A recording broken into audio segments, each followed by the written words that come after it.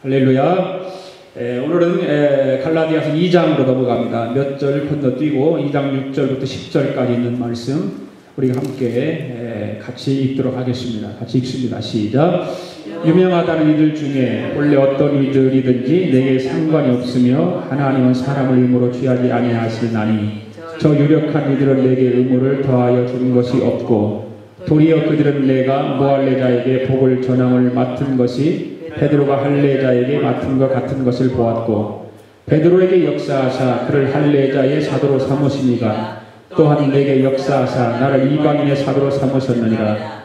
또 기둥같이 여기는 야고보와 게바와 요한도 내게 주신 은혜를 알므로 나와 바나바에게 친교의 악수를 하였으니 우리는 이방인에게로 그들은 할례자에게로 가게 하려 함이라. 다만 우리에게 가난한 자들을 기억하도다 부탁하였으니 이것은 나도 본래부터 힘써 행하여 왔노라. 아멘.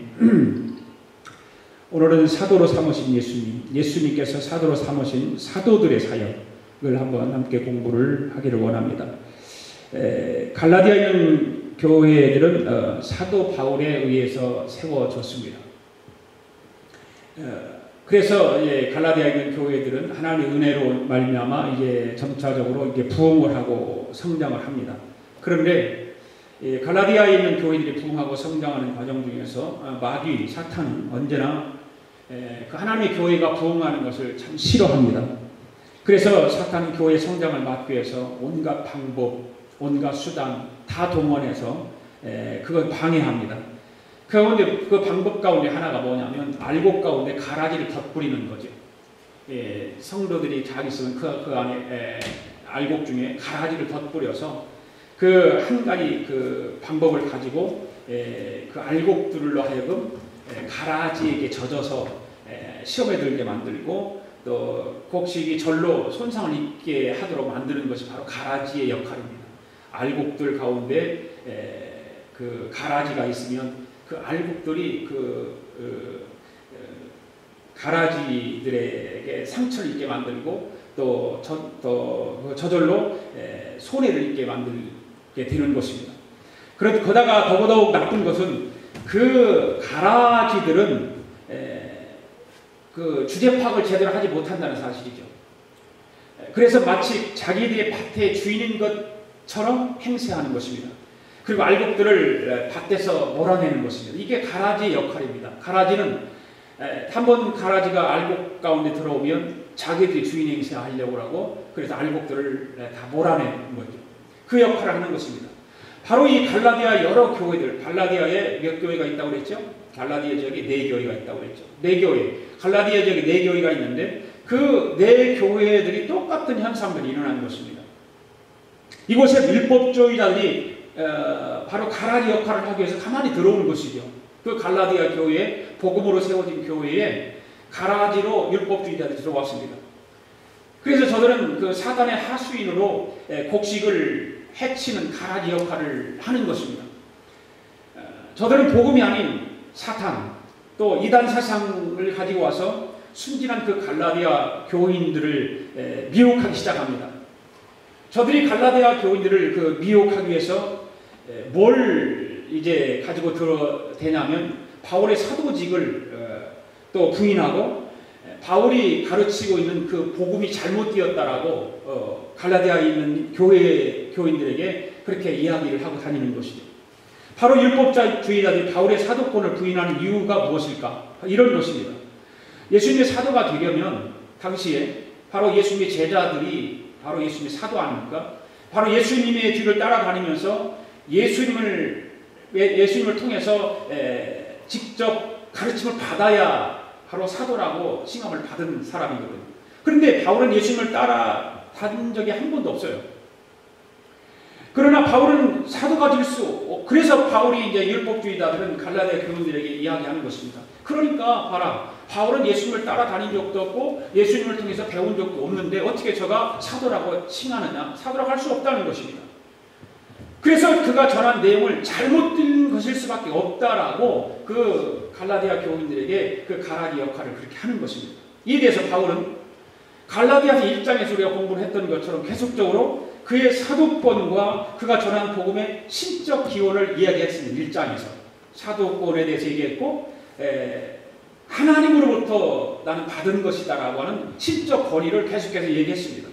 그런 후에 바울은 갈라디아 2장에 들어와서는 그 예루살렘에 있는 사도들을 포함한 예루살렘의 공의회가 그가 전한 복음을 그대로 인정했다는 사실을 2장에서 밝히고 있는 거예요. 그러니까 율법주의자들이 말하고 있는 그 사도권을 부정하고 예수님의 그 복음을 전하는 복음이 잘못되었다라고 하는 그것들을 정식적으로 그게 이제 그 공의회에서 지금 밝히고 있는 그런 것입니다. 그래서 2장 1절에서 5절의 말씀을 보면 예루살렘의 성도들은 바울과 함께 헬라인 디도에게 억지로 할례를 받지 않도록 강요하지 않았습니다. 할례를 억지로 받으라고 강요하지 않았습니다. 이로써 그들은 바울이 전한 복음대로 할례와 구원과는 관계없다. 할례 받아야 구원받는 것이 아니라는 것입니다. 아무 할례와 구원과는 관계없다는 것입니다. 그런데 요즘 보면 침례 받아야 구원받는다는 교단이 있습니다. 침례 받아야만 구원받는다. 그런 교단들이 있습니다. 이제 예를 들어 그리스도교 같은 경우에도 바로 그런 쪽입니다. 침례 받아야 구원받는다라고 이야기를 하죠. 침례는 하나 어떤 예표적인 것이지 어떤 침례 받아야 구원받는다. 여기 뭐야 그 신천지가 바로 그런 교리입니다. 침례 받아야 구원받는다라고 하는 그런 교리를 다 이단입니다. 그러니까 신천지는 이단이에요. 그리스도교는 이단은 아니에요. 그런데 그런 교리를 가지고 있어요. 바로 그 당시만 해도 그렇게 이야기를 했던 그 바울을 향해서 헬라 사람 율법주의자들이 그런 이야기를 자꾸 하는 것이죠. 그래서 2장 1절에 5절까지는 그런 디도에게 억지로 할례를 받지 않도록 강요하지 않습니다. 그래서 바울이 전한 그 복음대로 할례와 구원과는 아무런 상관없음을 분명히 이야기하고 보여준 것입니다. 그래서 오늘 본문도 그 연속 속에서 이제 지금 말씀을 하고 있는 것인데 오늘도 세 가지로 말씀을 드리려고 합니다. 뭐냐면 첫 번째 예루살렘 사도들은 바울이 전한 복음을 그대로 인정했다는 사실 6절 말씀을 보면 그 이야기를 하고 있고요. 두 번째는 7절에서 9절까지 있는데 예루살렘의 사도들은 바울의 사도권을 인정했다고 하는 사실이죠. 그리고 세 번째로 예루살렘 사도들은 바울에게 한 가지 부탁한 것이 있는데 뭘 부탁을 하냐면 가난한 자들 좀 생각해달라고 하는 부탁의 말을 합니다. 이 세 가지 오늘 말씀을 함께 우리가 말씀을 찾아보면서 같이 공부를 하기를 원합니다. 첫 번째로 예루살렘 사도들이 바울의 복음을 그대로 인정했다는 사실에 대해서 한번 살펴보기를 원합니다. 6절 말씀 읽습니다. 시작. 유명하다는 이들 중에 본래 어떤 이들이든지 내게 상관이 없습니다. 하나님은 사람을 외모로 취하지 아니하시나니 저 유력한 이들은 내게 의무를 더하여 준 것이 없고 이게 6절에서 지금 이렇게 말하고 있습니다. 여기서 유명하다라고 하는 유명하다는 이들은 누구를 가리키냐면 예루살렘에 거하고 있는 사도들을 말하고 있는 것입니다. 예루살렘에 거하고 있는 사도들. 그러니까 바울도 사도인데 예루살렘에 당시에 거하고 있는 사도들이 있었습니다. 또한 유명하다는 이들은 9절 상반절에 가보면 기둥같이 여기는 자들이다 그런 말이 있습니다. 9절에서 보면 기둥같이 여기는 자들. 여기에서 그들의 이름이 구체적으로 밝혔습니다. 유명하다는 이들이 누구고 그 다음에 기둥같이 여기는 자들이 누구인가 라고 하는 그 사도들의 세 사람의 사도가 밝혀지는데 누구냐면 바로 주의 형제 야고보, 예수님의 형제 야고보. 예수님의 형제 야고보. 제자 야고보가 아닙니다. 예수님의 형제 야고보입니다. 그 다음에 베드로, 그 다음에 요한. 이 세 사람이 그 당시 예루살렘의 사도로서의 사역을 감당하고 있었습니다. 율법주의자는 바울을 의도적으로 무시하기 위해서 예루살렘의 사도를 유명한 자들이고 기둥같이 여기는 자들이라고 부기를 좋아했어요. 그래야만이 바울의 사역에 치명적인 그 상처를 입힐 수 있고 그 바울의 사역을 막을 수 있기 때문에 그 예루살렘에 있는 그 사도들에게 자꾸 띄워주는 거죠. 유명한 이들이다 이들은. 그리고 이들은 기둥 같은 자들이다 라고 자꾸 띄워주는 것입니다. 왜 그렇게 불렀냐면 예루살렘의 사도들에 비해서 바울은 무명한 자고 보잘것없는 자라고 하는 것을 알리기 위해서. 그냥 바울을 자꾸 깎아내리기 위해서 이렇게 그 율법주의자들이 말을 한 것입니다. 그런데 바울은 여기서 그들이 사용했던 용어를 그대로 빌려서 말씀을 하고 있습니다. 율법주의자들이 그렇게나 대단하게 여기고 있던 예루살렘의 사도들, 소위 말하는 유명하다라고 하는 자들은 바울이 전한 복음을 들고서 어떤 결론을 내렸는가? 그들이 유명하고 그 다음에 기둥같이 여기는 자들이 바울의 복음을 듣고 어떻게 여겼는가? 6절 후반절에 보면 뭐라고 말하고 있어요? 저 유명한 이들은 내게 더하여 준 것이 없다라고 말하고 있어요. 저 유명한, 그게 바울이 지금 이야기하고 있는 거 아닙니까? 저 유명한 이들은 내게 의무를 더하여 준 것이 없다. 예루살렘의 사도들은 바울의 복음에 아무것도 더하여 준 것이 없었습니다. 1절에서 우리가 1장에서 공부를 했지 않습니까? 바울이 받은 복음은 사람에게서 들은 것도 아니다. 사람이 배운 것도 아니고 오직 하늘에 계신 하나님으로부터 받은 것이다. 예수 그리스도로부터 받은 것이다 라고 분명히 바울은 누차 이야기했습니다. 그래서 이 바울은 할례도 더하지 않고 율법을 더하지도 않았다라고 하는 것이죠. 그래서 예루살렘 사도들은 바울의 그 복음을 있는 그대로 인정해 주기 시작한 것입니다. 인정해 준 거예요. 그 예루살렘에 있는 사도들. 다시 말해서 그들은 바울이 전하는 복음이나 자기들이 복음이 전하는 복음이나 전혀 다르지 않다는 것을 인정을 하고 그 바울의 복음을 그렇게 생각하게 되는 것입니다. 결국 바울의 가르침은 예루살렘에 있는 사도들이 가르치는 것과 또 바울이 전하는 그 복음과 일치하고 있다. 그 얘기를 하고 있는 것입니다. 생각해 보시죠. 바울은 예루살렘에 있는 유명한 자들에 의해서 사도로 임명된 것이 아니잖아요. 그렇잖아요. 임명된 것이 아니에요. 예루살렘 사도들을 세우신 분은 예수님이셨던 것처럼 바로 바울을 사도로 세웠던 분도 바로 예수님이시거든요. 예. 바로 예수님으로부터 세움받은 사도들은 똑같은 사람들이죠. 또한 바울은 그들에게 복음을 받은 것도 배운 것이 아닙니다. 그들에게서 배운 것이 아닙니다. 예. 그가 받은 복음은 오직 예수 그리스도의 계시로 말미암은 것이었습니다. 그래서 1장에서 우리가 계속해서 몇 주 걸쳐서 그거를 들었습니다. 계속 들었습니다. 그렇기 때문에 그는 예루살렘에 있는 사도들뿐만 아니라 그 어떤 사람에게도 자기의 사도적인 그런 사역에 대해서 인정을 받을 필요가 없었던 것이죠.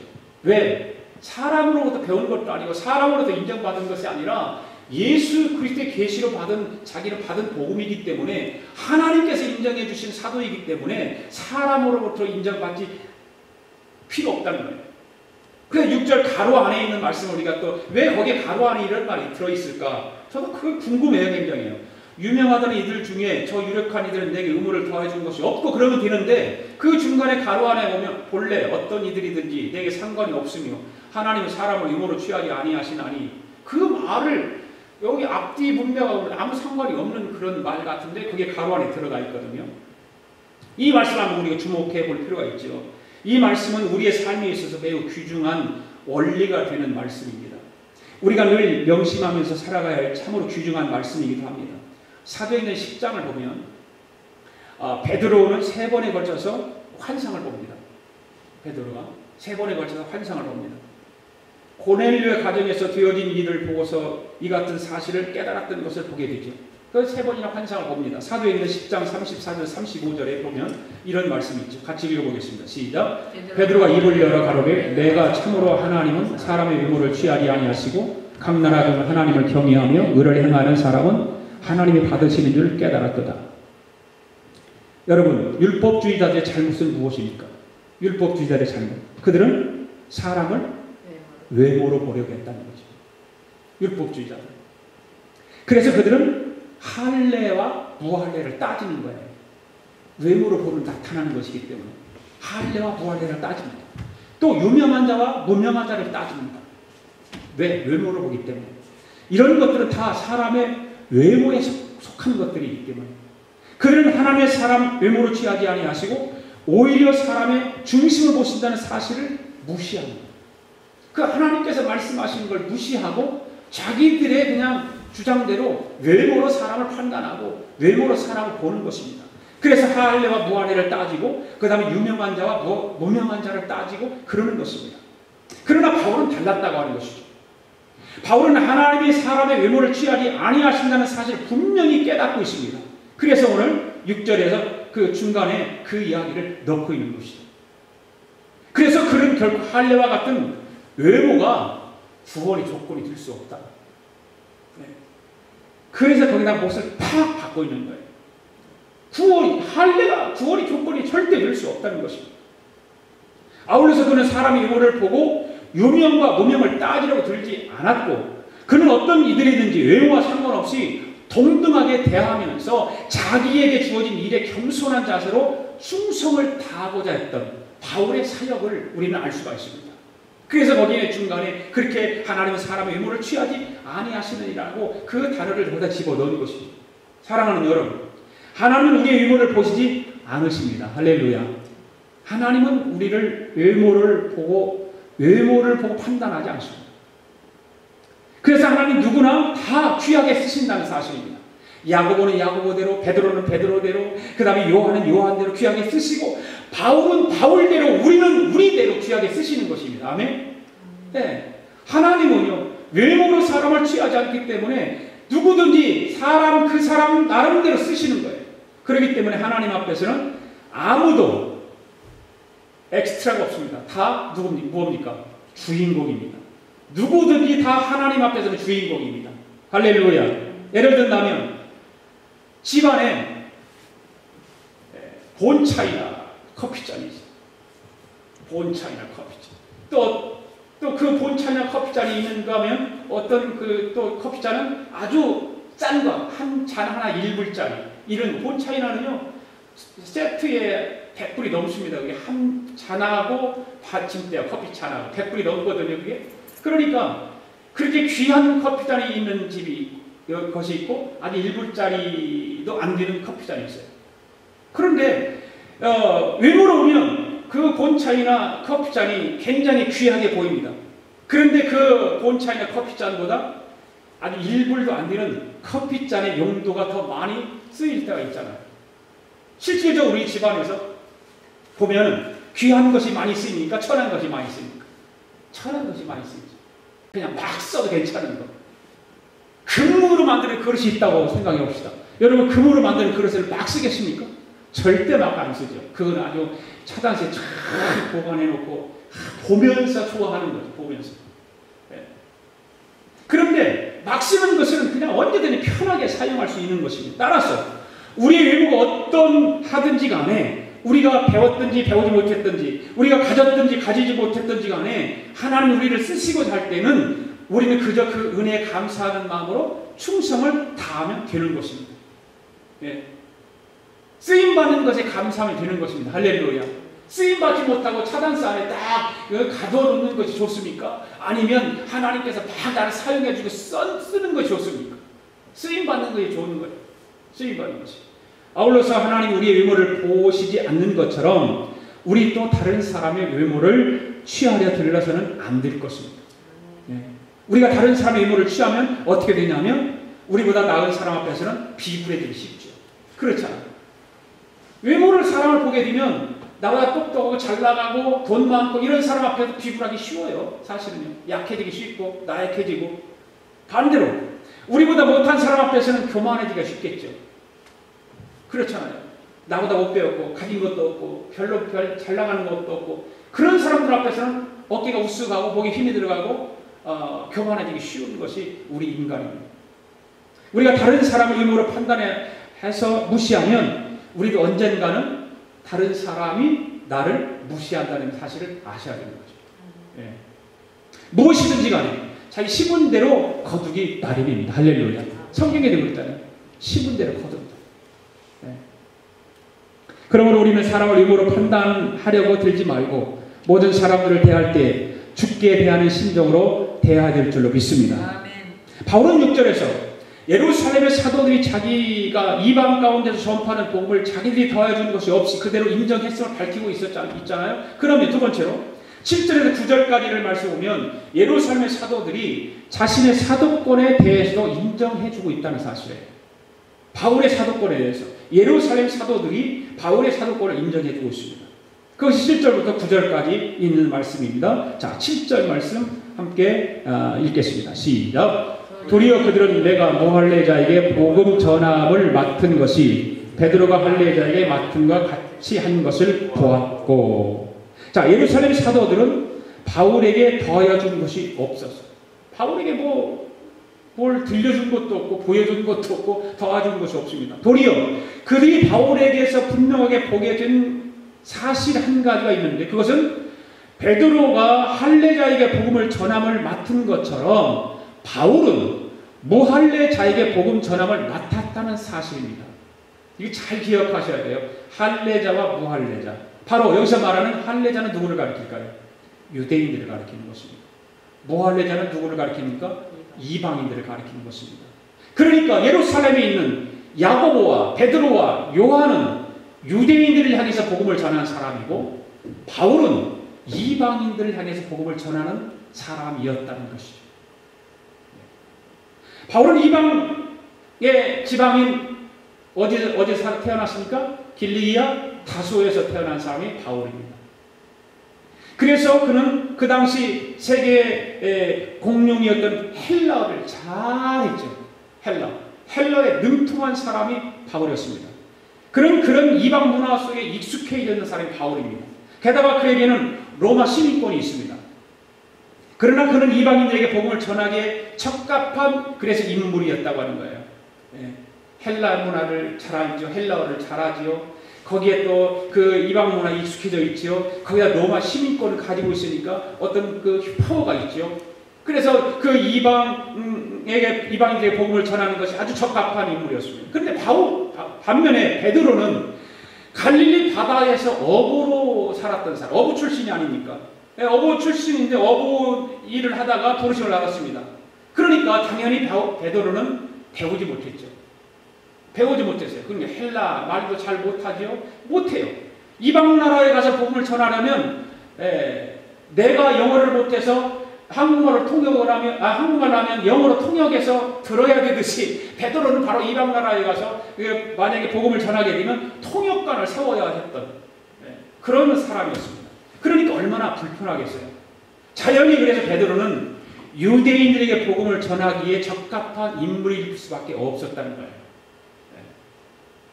그러나 여기서 한 가지 분명한 사실은 무엇이냐면, 비록 그들이 사역을 하는 지역과 어떤 사역의 대상은 서로 달랐습니다.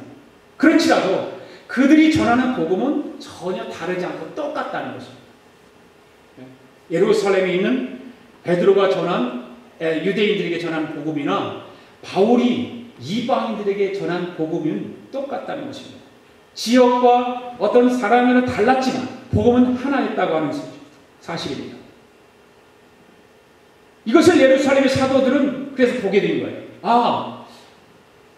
바울이 전하는 복음을 들어보니까 우리가 전하는 복음과 다를 것이 없다는 거예요. 똑같다는 거예요. 그래서 그 바울이 전하는 복음을 인정해 주기 시작하는 것입니다. 그러면 예루살렘 사도들은 바울이 이방인들의 복음을 전함을 맡게 되었다는 사실을 무엇으로 보았을까? 어떻게 그걸 알리었을까? 뭐라고 하는 것입니다. 몇 가지 가능성이 있습니다. 몇 가지 가능성 우리가 한번 찾아보겠습니다. 갈라디아서 1장 23절 우리가 한번 읽어볼까요? 시작. 다만 우리를 핍박하던 자가 전에 잔해하던 그 믿음을 지금 전한다 함을 듣고라는 말을 잘 보십시오. 바울에 대한 소문을 듣고서 자기들이 전하는 그 복음과 똑같은 복음을 바울이 이방인들에게 전하고 있다는 사실을 알게 되었다는 얘기입니다. 아마 그래서 그 바울이 전한 복음을 듣게 된 것입니다. 그러면 갈라디아 2장 2절 말씀 시작. 계시를 인하여 올라가 내가 이방 가운데서 전파하는 복음을 저희에게 제출하되 유명한 자들에게 사사로이 한 것은 내가 다름질하는 것이나 다름질하는 것이 헛되지 않게 하려 함이라. 지금 또한 그들은 바울이 자기들에게 제출한 복음, 여기 그렇게 이야기하고 있죠. 복음을 저에게 제출하되 유명한 자들에게 사사로이 한 것은 이렇게 제출했다라고 하는 그 말씀을 보면 바로 제출한 이 복음과 그의 사역에 대한 보고를 들으면서 바로 우리가 전하는 복음이나 바울이 전하는 복음 똑같구나. 그렇게 인정하게 되는 것입니다.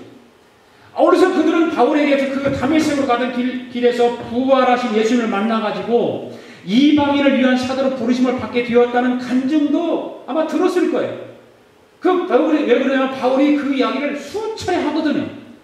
내가 예수를 믿게 되고 내가 이 복음을 전하게 된 이유를 계속해서 바울은 이야기를 했거든요. 그래서 예루살렘의 사도들도 아마 그 주님의 부르심을 받게 되었다는 간증을 들었을 것입니다. 이런 여러 가지 일들을 통해서 예루살렘 사도들은 성령님의 인도하심에 따라 바울은 이방인에게 복음을 전하도록 택함받은 사도라는 사실을 깨닫게 된 거예요. 네. 그 다음에 나오는 8절 말씀은 잘 보셔야 됩니다. 8절 말씀은 7절과 9절 사이에 섞인 그런 말씀이에요. 원래 7절과 9절에 연결하고 그렇게 돼야 되는데 그 중간에 사입된 말씀이에요. 그래서 한번 제가 7절과 9절과 8절 한번 우리가 같이 한번 읽어봅시다. 7절과 9절과 8절.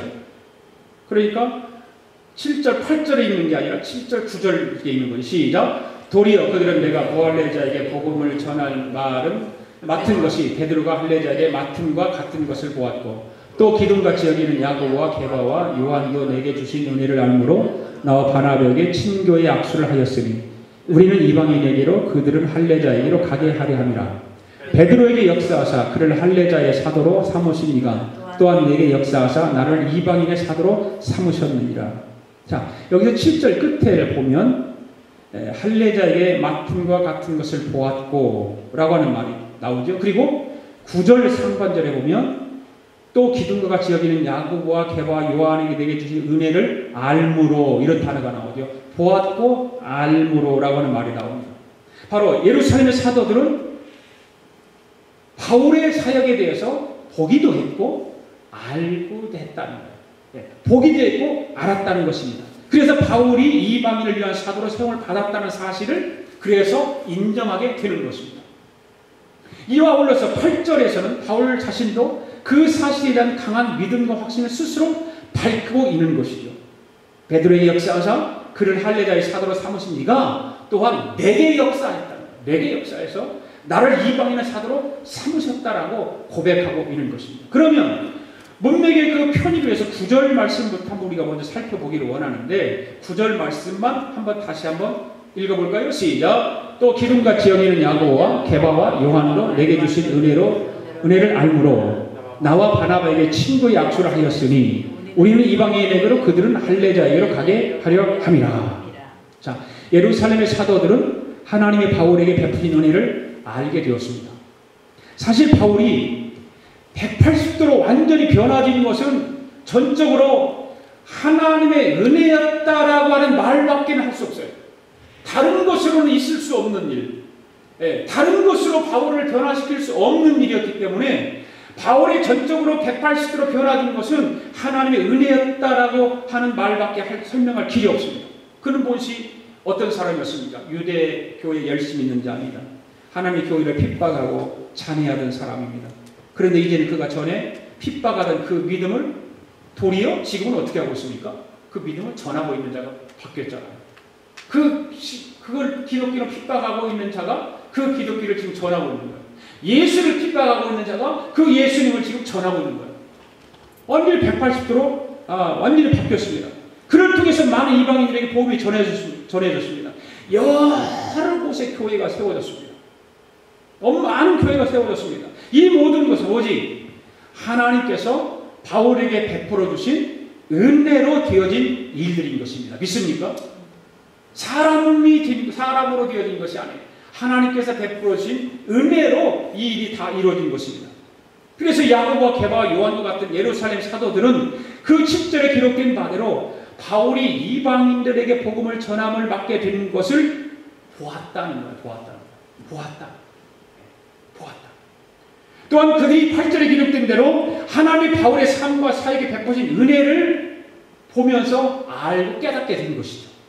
알게 된 거예요. 그 자연스러운 결과가 무엇입니까? 그들은 바울과 바나바가 서로 오늘 본문에 보니까 뭐라고 그랬어요? 친교의 악수를 했다. 친교의 악수를 했다. 그 말씀이 나오지 않습니까? 서로 간에 자연스럽게 악수를 하고 그런 것입니다. 그 악수한다고 하는 건 뭡니까? 예를 들어서 무슨 정상회담을 한다든가 무슨 나라와 중요한 어떤 장관들끼리 무슨 중요한 회의를 하고 나서 합의가 이루어지면 서로 테이블을 맞대고 악수를 하지 않습니까? 바로 그런 결과지요. 예루살렘에 있는 사도들이 전하는 복음과 바울이 전하는 복음이 별 문제가 없다는 거예요. 그래서 인정하고 서로 악수하는 거예요. 그래서 바나바가 악수를 하는 것입니다.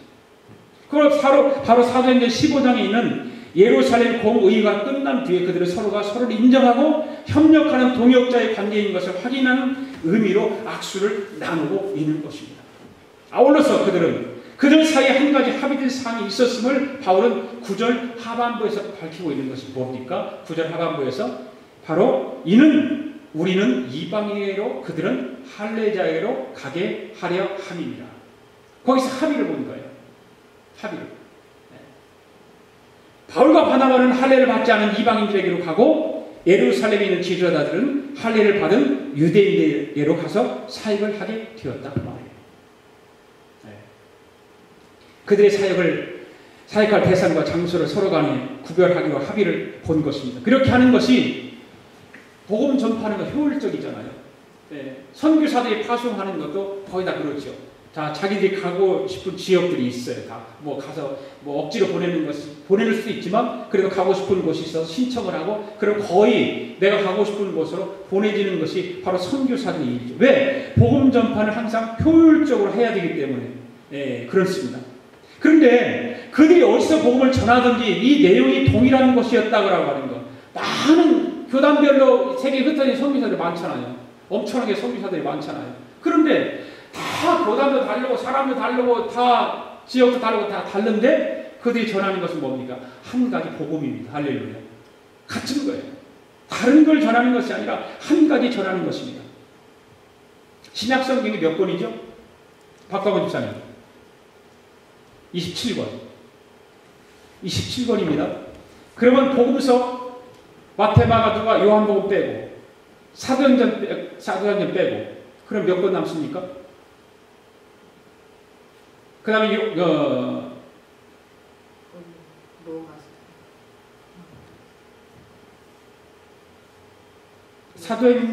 사복음서, 그 다음에 사도행전, 그 다음에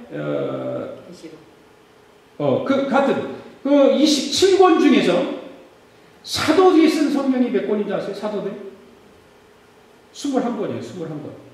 27권 가운데 사도들이 쓴 것이 21권입니다. 거기에 요한이 쓴 것이 요한복음, 요한 1, 2, 3서, 요한계시록. 그 다음에 야고보서가 사도가 쓴 게 야고보서, 베드로가 쓴 베드로 전후서. 그럼 나머지는 누가 썼습니까? 바울이 썼죠. 바울이 13권의 책을 썼거든요. 사도들에 의해서 신약 성경이 거의 다 쓰여진 거예요. 그러니까 사도들에 의해서. 그래서 사도행전 15장에 나오는 예루살렘 공의회 후에 단 한 번도 그들은 교리적인 문제로 바울과 논쟁을 벌인 적이 없습니다. 그래서 예루살렘 유명한 자들 가운데 대표적인 베드로가 그의 서신서 속에서 바울의 사도권을 분명히 인정하고 있다는 사실입니다. 이래서 바울은 사도가 아니라 그의 가르침은 잘못이라는 율법주의자들의 주장은 터무니없는 거짓으로 드러나고 만 것입니다. 할렐루야. 이것 때문에 예루살렘 공의회가 시끄러웠던 것이죠.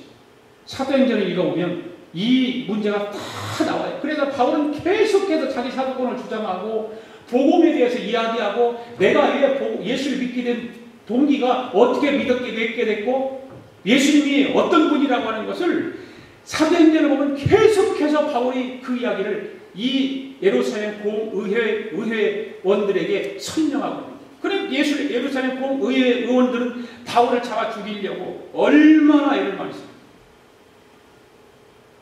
그런데 결국 율법주의자의 주장은 터무니없는 거짓으로 드러나고 말았습니다. 자, 8절 말씀으로 다시 들어갑니다. 시작. 베드로에게 역사하사 그를 할례자의 사도로 삼으시니까 또한 내게 역사하사 나를 이방인의 사도로 삼으셨느니라. 이 말은 바울의 아주 강한 확신입니다. 아주 강한 확신이에요. 바울은 하나님 베드로를 할례자의 사도로 삼으신 것처럼 나 자신은 이방인의 사도로 세우신 것을 지금 확신하고 있습니다. 그 근거가 뭡니까? 바울은 베드로에게 역사하신 하나님이 바로 자기에게도 똑같이 역사하셨다라고 하는 걸 지금 말하고 있는 거예요. 똑같이 역사하셨다. 베드로를 할례자의 사도로 삼으신 하나님은 베드로에게 어떻게 역사하셨습니까? 예를 든다면 베드로에게 담대하게 복음을 전할 능력을 주셨습니다. 그래서 갈릴리 바다에서 고기를 잡고 살아가던 그 어부로서 제대로 배우지도 못한 그런 사람이었습니다. 그런데 그 하나님의 역사하시니까 한번 설교를 하면 3,000명씩 예수 믿는 사람이 생기는 거예요. 한 번 막 설교를 갖다 해대면 3,000명이라는 사람이 한 번에 예수를 다 믿는 거예요. 5,000명이 예수를 믿는 거예요. 베드로는 그런 위대한 그 예수님의 제자가 되면서 그 사도로서 사역을 하면서 이런 일들이 일어나게 된 것입니다. 그런데 그런 베드로에게 하나님께서 그에게만 나타난 것이었나? 아니죠. 하나님은 바울에게도 똑같이 역사하셨다는 사실. 어떤 역사를 하셨습니까? 바울도 이방인에게 복음을 전할 때 담대하게 전했습니다. 그 결과 많은 열매가 있었죠. 많은 결과가 있었습니다. 하나님 교회가 아시아로 유럽으로 딱 세워지기 시작합니다. 바울은 교회를 세워요. 베드로는 교회를 세운 적이 없어요. 그런데 바울은 다니면서 교회를 세웠습니다. 교회를 쫙 세워, 교회가 그렇게 시작되는 것입니다. 교회가 세워지고 예루살렘 교회가 먼저 세워졌지만 이방인 나라들마다 교회를 세웠은 바울입니다. 그 바울은 그래서 하나님의 역사를 통해서 많은 병자들도 고치고 귀신들도 쫓겨나고 또한 죽은 자도 살아나게 하는 그런 일도 바울은 하나님의 사역을 통해서 복음 전파 사역을 위해서 그렇게 하고 있었습니다. 여러분, 베드로에게 역사하신 하나님, 바울에게 역사하신 하나님, 우리에게도 역사하실 줄로 믿습니다. 네. 그 당시 사도들에게만 역사하시는 하나님이 아니라 지금 이 시대에도 하나님은 우리에게 귀한 사명을 맡기셔서 그 사명을 감당할 수 있도록 역사하신다는 사실을 믿으시기 바랍니다. 문제는 뭡니까? 우리가 주님 앞에 얼마만큼 순종하느냐, 우리가 얼마만큼 헌신하느냐 달려있습니다. 우리가 얼마만큼 희생하느냐가 달려있습니다. 하나님 우리에게 맡긴 작은 일에 충성할 수 있기를 바랍니다. 하나님 우리에게 큰 일을 맡기실 것입니다. 뿐만 아니라 그 큰 일을 감당할 수 있는 능력도 주실 줄로 믿습니다. 그 믿음 가지고 그 순종과 헌신과 희생정신을 가지고 우리가 담대하게 나아가면 하나님께서 풍성하게 큰 일을 감당하도록 공급해 주실 줄로 믿습니다. 바울은 지금까지요 6절에서 예루살렘 사도들이 자신의 복음을 그대로 인정했음을 밝혔습니다. 그리고 7절과 9절에서는 그들이 바울의 사도들을 인정하고 밝혔습니다. 마지막 10절에서는 무슨 말을 하고 있습니까? 바울에게 오직 한 가지 부탁하는데 그것은 전혀 교리와는 상관이 없는 실천적인 문제입니다. 뭘까요? 세 번째는 무엇일까요? 사도들이 바울에 부탁했던 것이 어떤 것일까? 10절 시작. 다만 우리에게 가난한 자들을 생각하는 것을 부탁하였으니 이것을 나도 본래 힘써 행하노라. 예루살렘의 사도들을 비롯한 예루살렘 공의회는 바울의 복음과 그의 사도권을 인정했습니다. 결과적으로 인정했습니다. 이와 더불어서 예루살렘 공의회에서 서로 간에 합의된 사항은 사역지를 서로 다르게 구별한 것입니다. 예루살렘의 사도들은 할례자들에게 복음을 전하게 되었고 또 바울과 바나바는 무할례자에게 이방인에게 복음을 전하는 일을 맡기로 합의를 본 것입니다. 여기에 더해서 서로 간에 합의한 사항이 한 가지 더 있는 것은 뭐냐면 엄격한 의미에서는 합의라기보다는 예루살렘의 사도들이 바울과 바나바에게 부탁한 거예요. 어떤 부탁을 했습니까? 예루살렘에 있는 성도들을 구제하는 일에 좀 힘써달라. 그 얘기를 지금 부탁하고 있는 것입니다. 우리가 사도행전에 나타난 내용을 통해서 알 수 있듯이 예루살렘 교회 주변에 급속도로 부흥을 합니다. 막 부흥하는 거예요. 그러니까 마가의 다락방에 모여서 120명의 성도들이 복음이 전파되기 시작하고 그러더니 3,000명으로 5,000명으로 그 이상의 계속해서 불어나기 시작합니다. 그 당시 유대 교회, 기독교에 대한 핍박이 그래서 심하게 일어난 것입니다. 엄청난 핍박이 일어났습니다. 그러다 보니까 기독교인들 가운데 신앙 때문에 마땅히 일자리를 잃어버리는 예수 믿는다고 하는 것 때문에 일자리를 잃어버리는 경우가 생겼습니다. 그래서 예루살렘 교회는 이들의 경제 문제, 가정 문제, 생활 문제를 책임질 수밖에 없었던 거예요. 그들을 먹고 살 수 있도록 어떻게든지 도와주어야 할 책임이 예루살렘 사도들에게는 있었던 것입니다. 그래 믿는 이들의 수가 막 기하급수적으로 늘어나니까 아무래도 예루살렘 교회 재정이 바닥날 수밖에 없잖아요.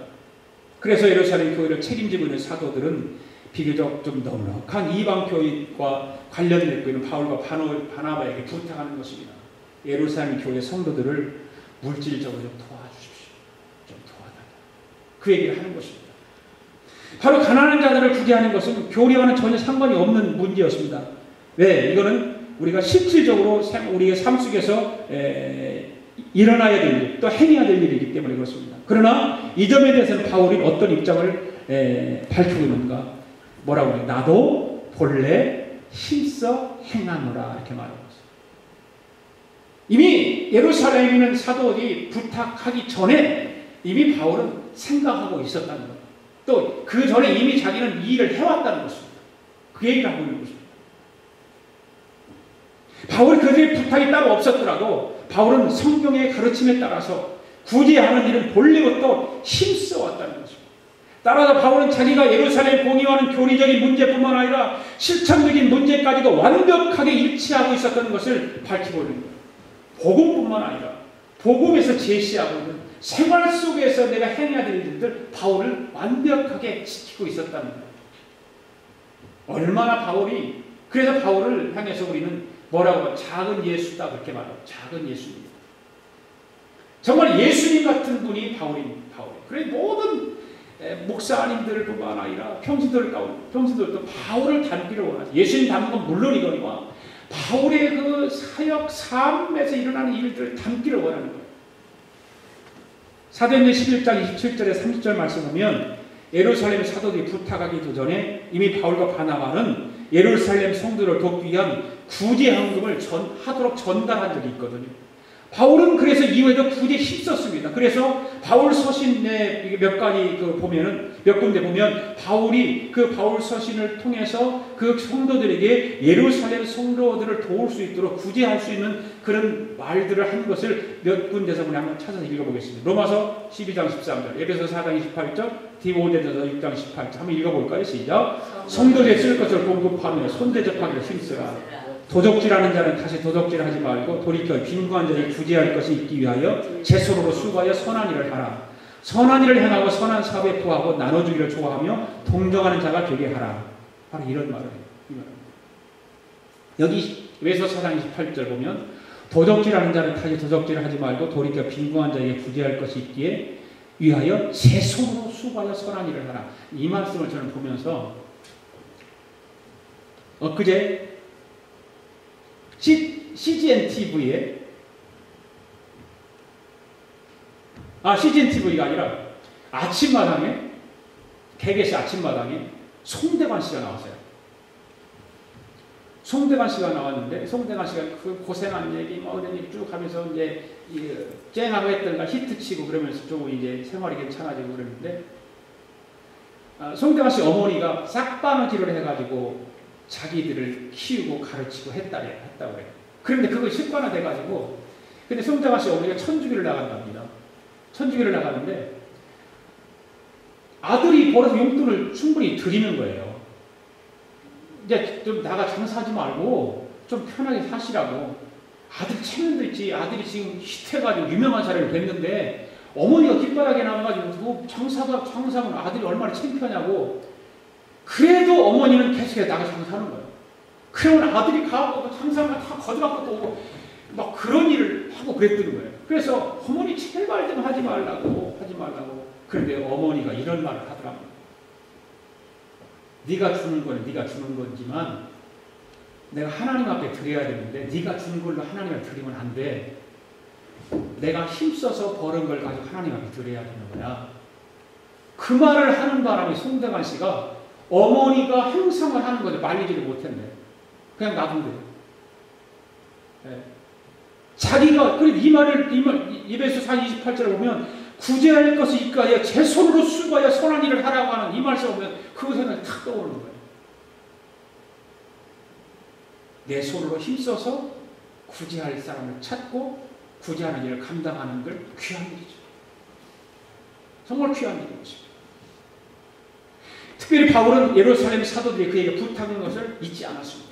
기억하고 자기가 사역하고 다니던 모든 그 에베소, 그 다음에 빌립보, 고린도 이런 지역을 쭉 다니면서 성도들에게 꼭 이야기를 하고 구제해서 예루살렘으로 보내고 했던 것을 기억합니다.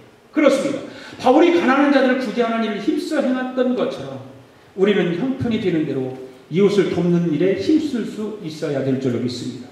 이것이 바로 예수님이 말씀하신 우리의 보물을 땅에 쌓아두지 말고 하늘에 쌓아두라고 하는 말씀과 일치하기 때문에 그렇습니다. 사랑하는 여러분, 하나님은 외모에 사람의 외모를 취하지 않습니다. 우리 주변에 있는 모든 사람들은 똑같이 소중한 존재들입니다. 한 사람 한 사람이 한 영혼의 천하보다 귀하다는 사실입니다. 그렇기 때문에 예수님은 길과 산울로 가서 전한 자도 눈먼 자도 다 데리고 와서 내 집을 채우라 그렇게 말씀하고 있어요. 내 집을 채워라. 길과 산울로 가서 전한 자도 눈먼 자도 다 복음을 전파해서 그들에게 다 전파해서 내 집을 채우라 명하셨다. 아직도 예수 그리스도 밖에 있는 자들을 불쌍히 여기는 마음, 궁히 여기는 마음을 가지고 힘써 전도하고 초청해서 우리 모두가 예수님을 기쁘시게 하는 그런 복된 하나님의 사람들 되기를 주님의 이름으로 축복합니다. 기도하겠습니다.